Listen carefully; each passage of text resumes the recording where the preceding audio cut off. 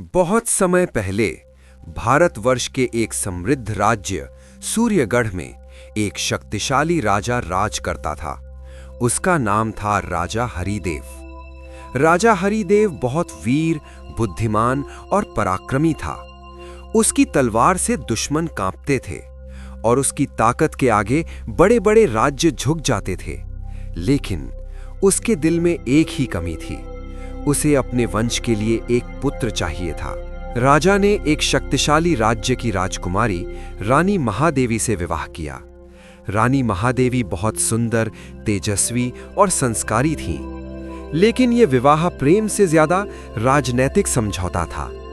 एक दिन राजा ने रानी से कहा, मुझे एक पुत्र चाहिए जो मेरे बाद इस राज्य को संभाले। रानी ने शांत स्वर में कहा, महाराज, संतान तो भगवान की देन होती है।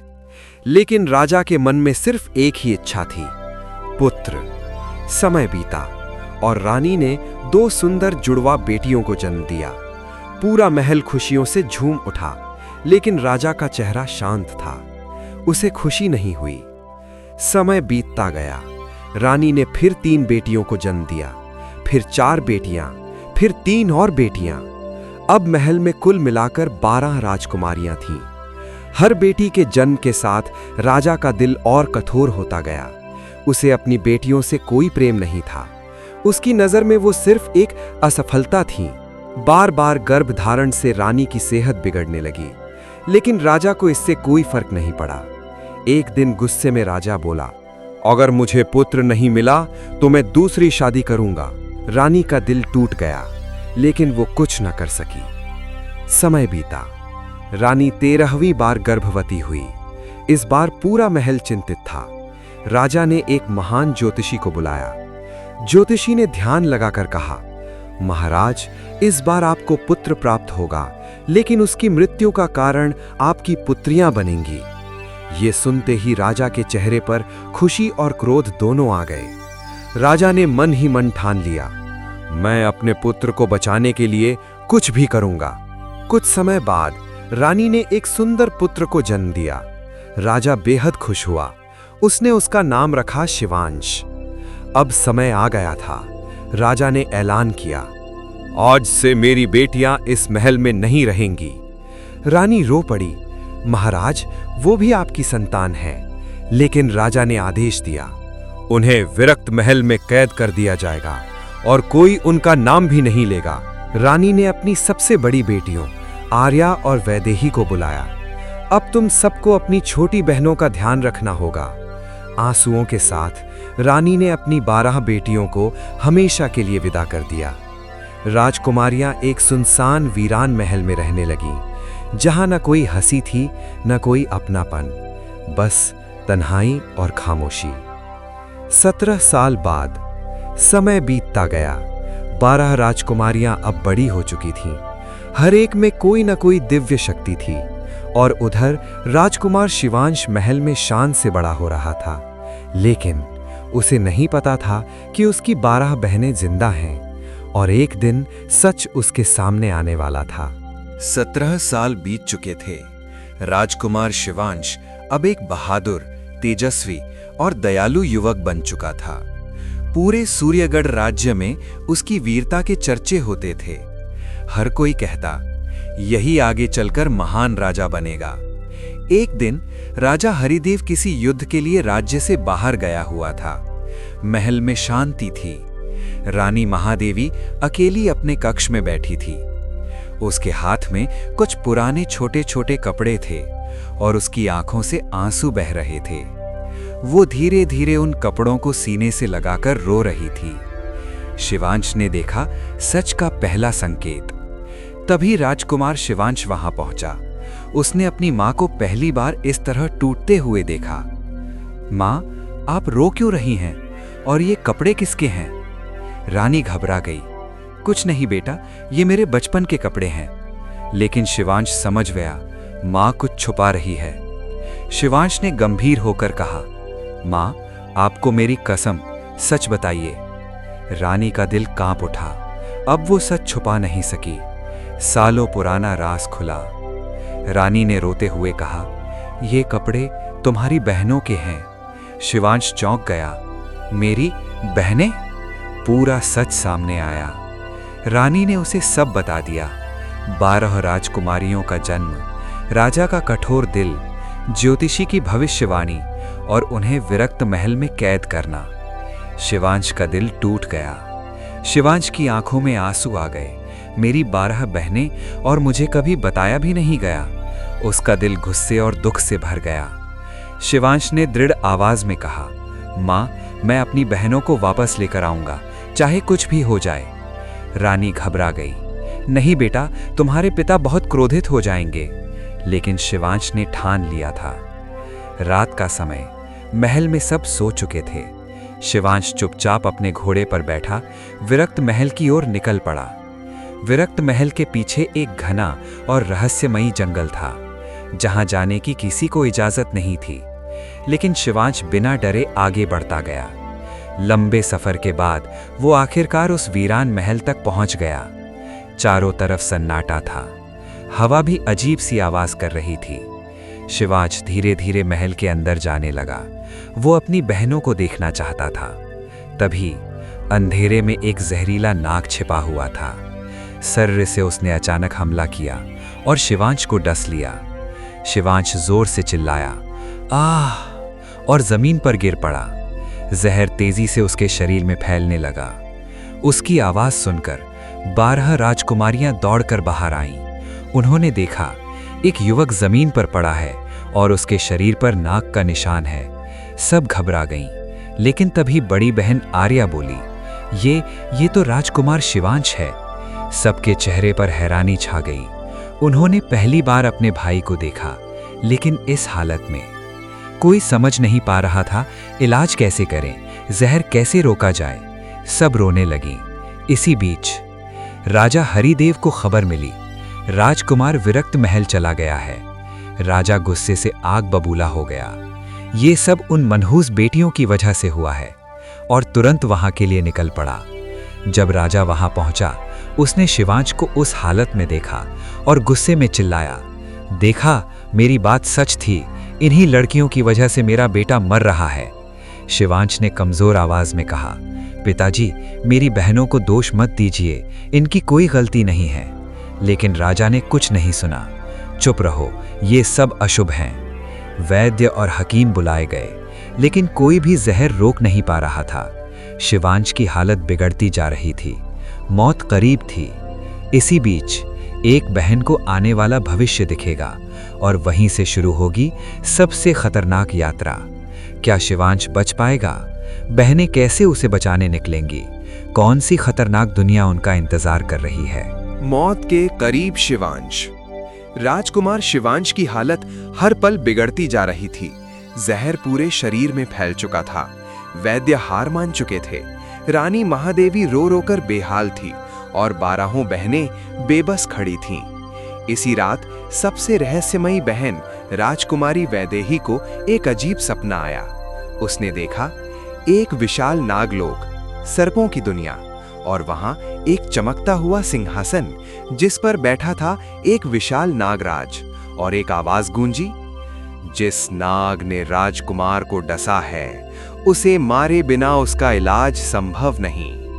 वैदेही घबरा कर उठी और सबको बताया, हमें नागलोक जाना होगा और उस नाग को ढूंढकर खत्म करना होगा।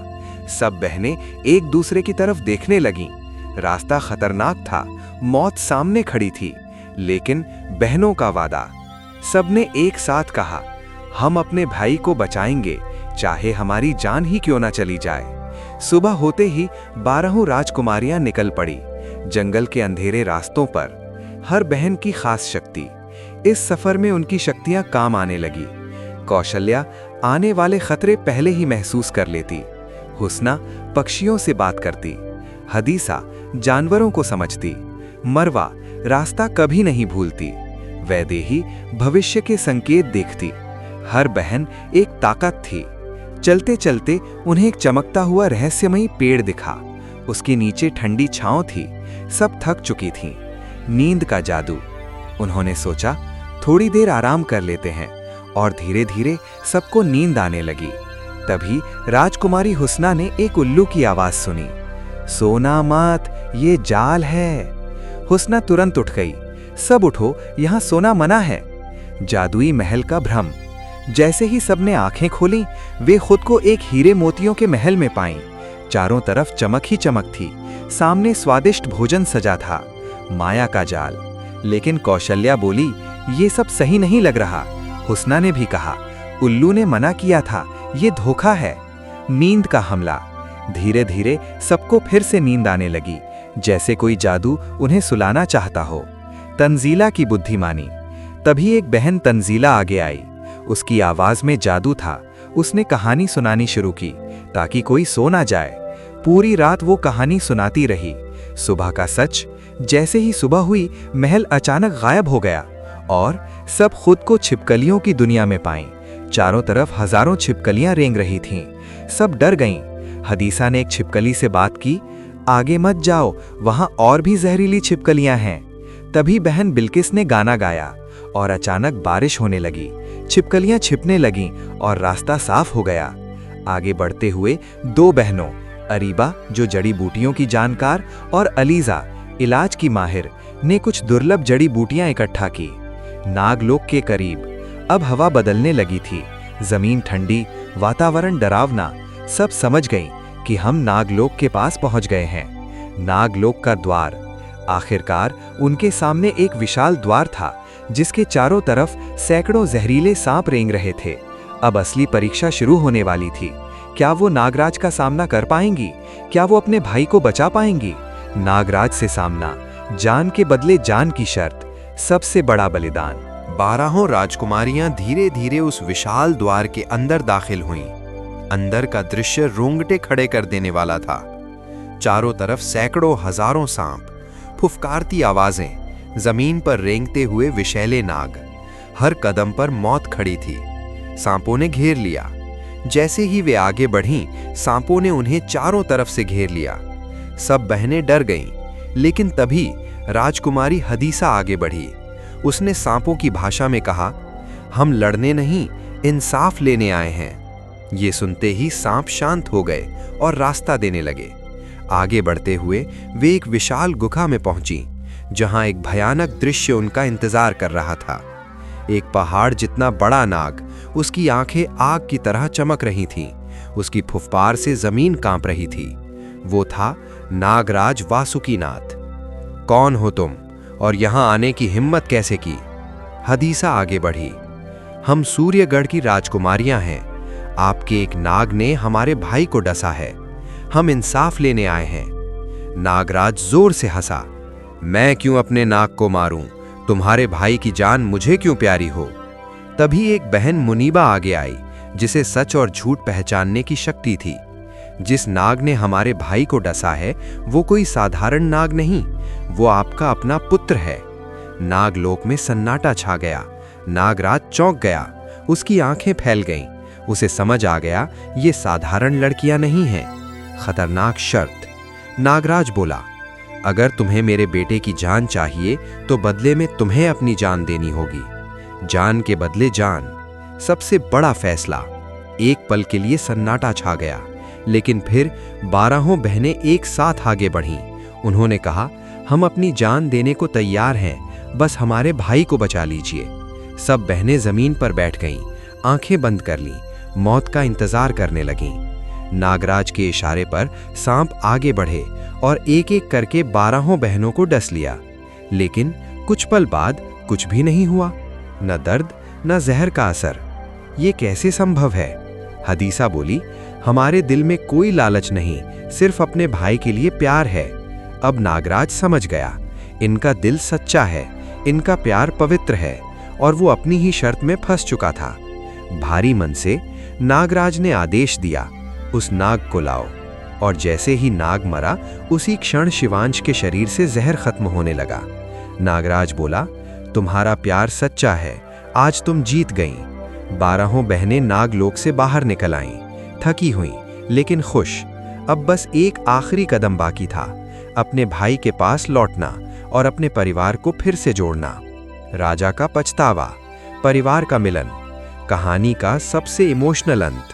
12 राजकुमारियां थकी हुई थीं। लेकिन उनके चेहरे पर सुकून था। उन्होंने अपने भाई के लिए मौत का सामना किया था और अब वो उसे बचाकर लौट रही थीं। जंगल के बीच पहुंचते ही राजकुमारी हुस्ना ने एक पक्षी से बात की। कुछ ही देर में आसमान से बड़े बड़े गरुड़ यानी उकाब उतर आए।